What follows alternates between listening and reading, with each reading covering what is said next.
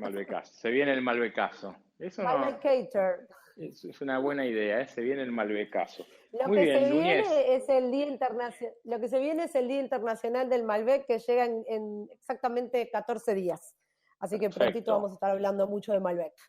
Qué ganas de que Núñez nos mande unos Malbec a todo el grupo, ¿eh? Muy bien, estamos Totalmente. Ahí preparados se para viene eso. el pedido. Sí, sí. Perfecto. Vamos a hacerlo para el Día del Malbec. Estamos de garganta seca en el equipo, eso es lo que pasa. Mm. Bueno, muy bien. Recién decíamos y repetimos para la gente que, como dice Chiquita Legrand, el público se renueva. Hubo una reunión, una videoconferencia de 15 minutos entre el presidente de la Nación, Alberto Fernández, que tiene coronavirus desde ayer a la noche declarado, y el jefe de gobierno porteño, Horacio Rodríguez Larreta, quien ya tuvo coronavirus. Hablaron y repasamos los puntos que coincidieron en sostener las escuelas abiertas con educación presencial como máxima prioridad. También analizaron los datos epidemiológicos de la ciudad y la preocupación por la cantidad de contagios que ha ido subiendo en los últimos días. Y Larreta le detalló al presidente el plan de vacunación y allí aparece esta historia de que la ciudad reclama más vacunas en virtud de la población de riesgo que tiene la ciudad mayor a otros distritos. Y concluyeron en continuar analizando y desarrollar una estrategia conjunta entre nación, ciudad y provincia, lo cual hablaría de volver a esta mesa del AMBA que hemos visto tanto y que hace un año veíamos súper activas entre Alberto, Horacio y Axel, que en esos términos se maneja. Vamos a hablar de estas cuestiones con alguien que sabe mucho del tema, que es un neurólogo especialista en ACV, que es el fundador de Braina Salud, el doctor Conrado Stoll. Doctor Stoll, Pablo de León y equipo saludan. ¿Cómo va? ¿Qué tal, Pablo? Un gusto hablarte. Bueno, gracias por atendernos aquí en Las Cosas como Son y en Radio con Vos. Bueno, ¿cómo lo tomó esto de que el presidente haya aparecido con fiebre, dolor de cabeza y bueno, hoy finalmente confirmado por la Unidad Médica Presidencial de que es positivo de coronavirus, habiéndose dado ambas dosis? Me preocupó, obviamente creo que a todos nos preocupa y queremos que se recupere rápidamente.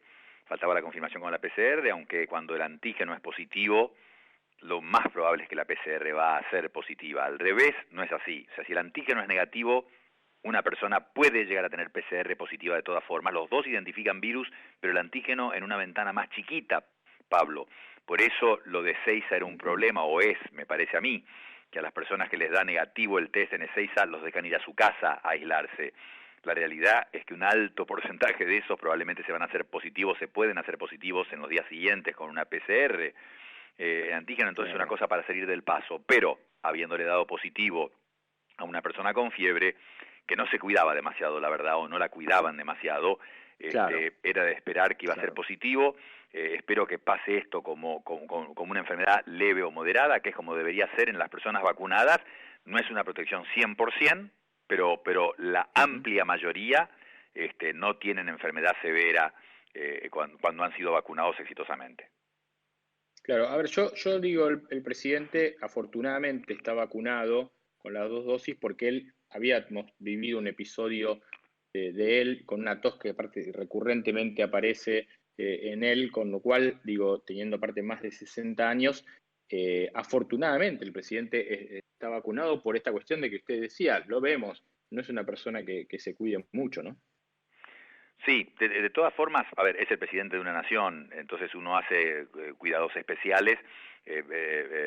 Yo traería los anticuerpos monoclonales que se usan en personas que la evolución se complica o es más larga de lo esperado y se ha visto recientemente, no ha tenido demasiada publicidad porque son remedios que no están fácilmente accesibles, son muy caros, pero han mostrado una enorme efectividad en trabajos científicos. Se usa el corticoide, todo el mundo sabe de la dexametasona. De los anticuerpos monoclonales se ha hablado mucho menos, pero hay un par de combinaciones del laboratorio Regeneron que disminuyen 70% la evolución a una versión más complicada. Para un presidente de un país, yo tendría, definitivamente habría traído, ya habría conseguido esos anticuerpos que en Estados Unidos se podrían conseguir. Pero de nuevo, un estudio reciente de la vida real en Estados Unidos, ya hay varios de Israel, pero uno muy reciente de la vida real en Estados Unidos mostró que los vacunados con Pfizer y Moderna previenen 90% la posibilidad de tener la enfermedad. Así que eso es una muy buen nivel de eficacia. En ese pequeño porcentaje que pueden tener la enfermedad, sería excepcional que haya una versión severa. Ahora, doctor Stoll, ¿habría que estudiar cuál es la cepa del presidente para ver si estamos en virtud de alguna de las nuevas que están circulando? ¿Correspondería hacer eso o ya normalmente se va a hacer? Pablo, ese es un tema crucial. No en el presidente, porque es el presidente. Claro. Si él está vacunado, sabemos que las vacunas, por suerte, la mayoría son efectivas contra la mayoría de las cepas, incluido P1 de Manaos. Sí. Pero habría que hacerlo en el presidente y en un porcentaje importante de todos los demás que se infectan todos los días. ¿Por qué, Pablo? Porque saber cuánto avanzan las nuevas cepas, este aumento de contagios que estamos viviendo, probablemente no sea a expensas de P1. Probablemente es una curva de brote por conducta de la gente en general, como ha pasado en todo el resto del mundo. Como pasó en todo el resto del mundo. Ahora, tenemos la P1, seguro que está la P1 de Manaos, y que se está multiplicando, seguro. Y por eso hay que secuenciar la genética de los infectados del presidente y de otros infectados de cada día, de cientos o miles de cada día, para ver cuán rápido se diseminan estas nuevas variantes.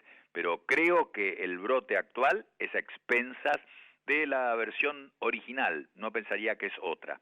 Pero es muy importante lo que está diciendo, porque aparte América Latina, con una infección bastante descontrolada, Brasil sin duda, claro. Ecuador, Perú, Colombia, Paraguay, Uruguay muy preocupados, no pueden controlar 1000 kilómetros de frontera, a pesar de ellos haber hecho los deberes correctamente y estar vacunando muy bien, tienen más de 15% de la población vacunada Uruguay, pero es un caldo de cultivo América Latina para generar nuevas variantes, por eso es importante hacer el seguimiento. Doctor Stoll, Natalia Donato lo saluda. ¿Cómo le va? ¿Qué tal, Natalia? ¿Qué está pasando con las secuelas de los que ya tuvieron, aunque lo hayan tenido leves? ¿Qué se está viendo en el mundo médico de los efectos de esta enfermedad? Que se justifica hacer clínicas de post-COVID. Es la típica cosa que por ahí se minimiza o no se presta atención. Esa persona que dice que se agita, que ya se recuperó, pero que se agita o que no se desempeña igual que siempre en el trabajo o que le cuestan más algunas cosas, y entonces se minimiza. Y ha pasado con otras enfermedades virales, pasa con otras enfermedades virales. Lo que pasa es que son infrecuentes, se ve rara vez, entonces que alguna persona quede afectada crónicamente no llama la atención al sistema de salud pública. Ahora, en esto hay lugares en el Reino Unido donde 70% de las personas han quedado con secuela. La parte neurológica, cardíaca, riñón, entonces sí, definitivamente se justifica. ¿Y acá ha pasado? No conozco datos, pero en el Güemes, por ejemplo, tenemos una clínica post-COVID, nosotros en nuestro grupo también, y realmente los clínicos, los infectólogos, los neurólogos, los cardiólogos, vemos estos pacientes, gente joven que queda con arritmias, por ejemplo, en el corazón, con taquicardias o con distintos tipos de arritmias, en el cerebro la famosa niebla. Esperemos que esto sea reversible, todavía no ha pasado suficiente tiempo como para saberlo. Hay un muy buen dato, que es que la vacunación disminuiría los síntomas de este síndrome post-COVID, que en inglés lo llaman PACS, es un buen nombre, PACS, que es el síndrome post-COVID. Así que la vacunación mejoraría los síntomas y pronto sabremos cuán duraderos son. Doctor, ¿qué tal? Gastón Leturia. ¿Qué tal, Gastón? Respecto a lo que hemos siempre tenido en cuenta, que en el resto del mundo quizás todo iba más adelantado y nos permitía tener algún dato más. Me parece que eso ya empezó a ser muy difuso, ¿no? Pero esta segunda ola fuerte que claramente estamos empezando a vivir ahora, llegó muy pronto, llegó en un tiempo lógico, está dentro de lo que usted ha podido ver en otros países del mundo, en otras regiones. Yo creo que ha sido muy útil, Gastón, que hemos tenido una ventaja, no sé si la hemos aprovechado siempre, la verdad, no sé si la hemos aprovechado. Quizás esta Semana Santa era para pasarla en casa. Yo lo dije siempre, muchas veces, el año pasado, tenemos que imitar a nuestros vecinos. O sea, podemos contar la historia de Nueva Zelanda, de Islandia, de los países nórdicos, o ahora con Biden, Estados Unidos, vacunando casi 4 millones de personas por día. Son historias de éxito, pero no copiables. Ahora, nuestros vecinos Chile y Uruguay, especialmente Uruguay, sí son copiables, sí tienen herramientas y recursos parecidos a los nuestros. Y los expertos de Uruguay, ellos tienen un grupo que se llama el GACH, que ha sido excelente, tan excelente que evitó la primera ola completamente, no ha podido contra la P1 ahora, pero sí evitaron la primera ola, y miran la secuencia del virus desde el año pasado, desde antes que aparecieran variantes. Yo creo que hay que escucharlos, y ellos han dicho en un comunicado en estos días que tenemos que blindar abril, hay que blindar abril, y yo adhiero a esa frase, y la repetiría. ¿Cómo sería blindar? ¿Cómo sería blindar abril? En no cerrar el país. Ellos, nosotros, todo el mundo a esta altura tiene muy claro que cerrar todas las actividades golpea demasiado fuerte la economía, sobre todo en países como nosotros, que no tenemos tanta reserva para soportar eso. Todos sabemos que el colegio, a menos que haya infección en el colegio, y ahí hay que cerrarlo, los colegios pueden seguir activos, pero hay una cantidad de actividades nocturnas, o sea, que me digan que cierran de 2 de la mañana a 6, no sé qué quiere decir. La verdad había que cerrar de 10 de la noche en adelante para realmente decir tener alguna implicancia. Y de nuevo, al restaurante que conocemos, apoyarlos, comprarles, pero no comer adentro, comer afuera todos, no adentro. Y los bares, lamentablemente, y si alguien va a un gimnasio, puede elegir ir a un gimnasio, pero después esa persona tiene que saber que no se puede juntar con nadie. Y en su casa que tenga cuidado, porque si va a un gimnasio tiene riesgo de contagiar a la gente en la burbuja de su casa. Entonces, restringir más las actividades súper dispersadoras que no se han restringido significativamente.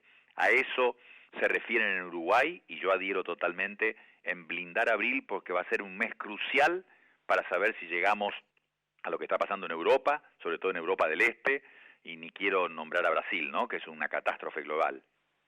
Claro, tremendo lo de Brasil, ¿no? ¿No es cierto? Con una situación en la cual Bolsonaro ahora dice me voy a vacunar último, pero 4.000 muertes diarias están rozando. Bueno, pero no son casuales las cosas. El cambio desde enero en Estados Unidos también lo muestra. Pablo, es interesante. Bolsonaro en diciembre dijo, ¿cuál es el apuro de tener que vacunarse rápido? ¿Por qué apurarnos para vacunarnos? Dijo esa frase. Ahora está cosechando el resultado de pensar de esa forma. Entonces, Brasil ha sido nombrado en editoriales generales como la catástrofe global, porque de verdad, realmente, los lugares con epidemia descontrolada son los que están generando las variantes que después viajan por todo el mundo. Acuérdense que hace 2 meses llegó la P1 a Japón. Un señor de Brasil se le ocurrió ir a Japón y metió la variante P1 en Japón. Entonces, de las formas más insospechadas, se esparcen. Entonces, ese país es un peligro para el resto. Y un tanque de pensamiento australiano, Lewy, nombró a Brasil el peor vacunador del planeta. Por suerte negociaron de nuevo con Pfizer, que es algo que deberíamos hacer nosotros. O sea, tenemos vacuna china, tenemos vacuna rusa, estos días hablamos de la vacuna cubana. Yo diría, por favor, busquen la vacuna de Johnson & Johnson, la vacuna de Pfizer, Novavax.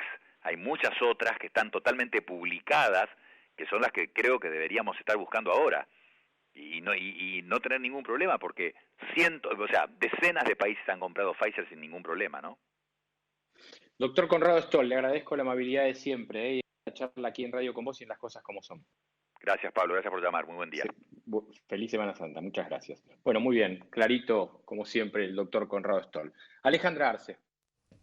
Son 28 los minutos que pasan de las 7 de la tarde, con 24.5 de térmica en la ciudad de Buenos Aires, y llega la música de Ed Sheeran. Sí. It's late in the evening, glass on the side. I've been sad with you for most of the night.